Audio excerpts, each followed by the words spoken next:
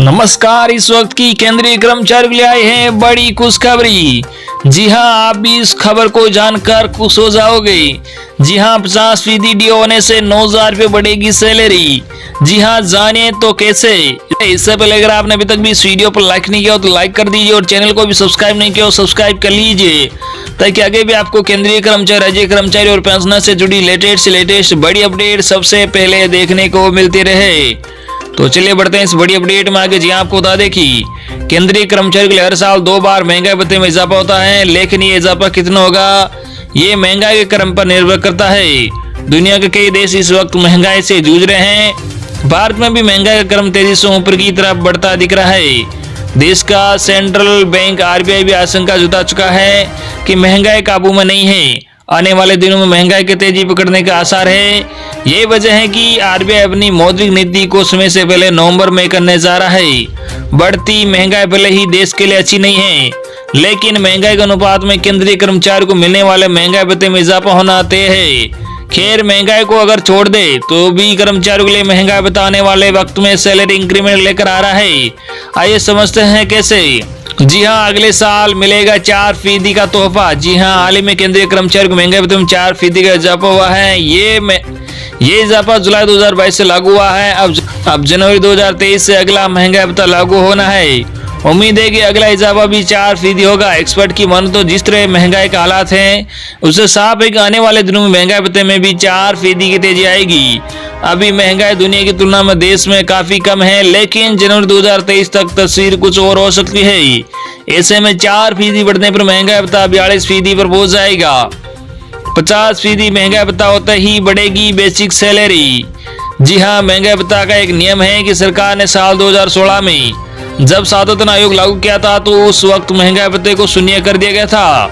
नियमों के मुताबिक महंगाई भत्ता जैसे 50% तक पहुंचेगा इससे शून्य कर दिया जाएगा और 50% के अनुसार जो पैसा भत्ते के रूप में कर्मचारी को मिल रहा होगा उसे बेसिक सैलरी यानी न्यूनतम सैलरी में जोड़ दिया जाएगा।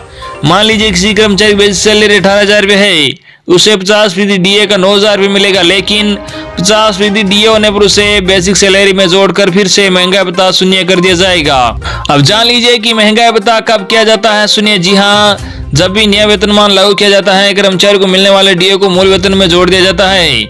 जानकारों का कहना है कि यूं तो नियम कर्मचारी को मिलने वाले 7% डीए को मूल वेतन में जोड़ना चाहिए, लेकिन ऐसा नहीं हो पाता है। वित्तीय स्थिति आड़ आती है। हालांकि साल 2016 में ऐसा किया गया है। इससे पहले साल 2006 में भी जब छठा वेतन आयोग आया था, उसमें 5वें वेतन आयोग में दिसंबर तक 187% डीए मिल रहा था।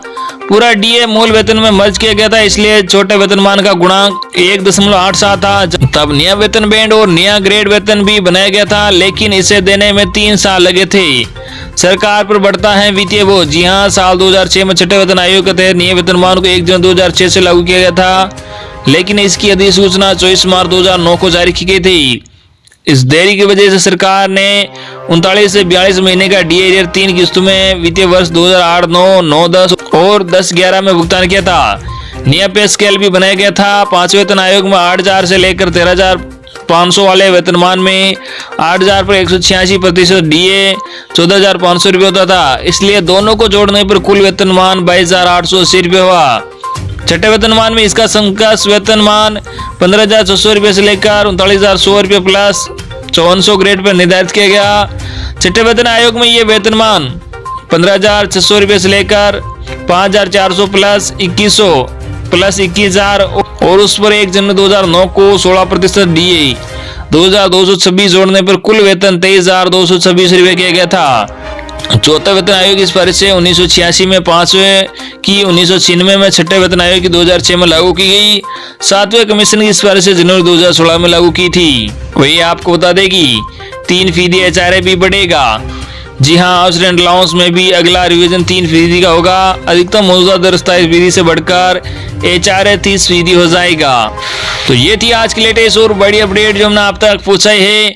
आई होप कि आपको अपडेट जानकर बहुत अच्छा लगा होगा। इस वीडियो पर ज्यादा से ज्यादा लाइक और इस वीडियो को ज्यादा से ज्यादा आपके मिलने वाले साथी तक जरूर शेयर करना।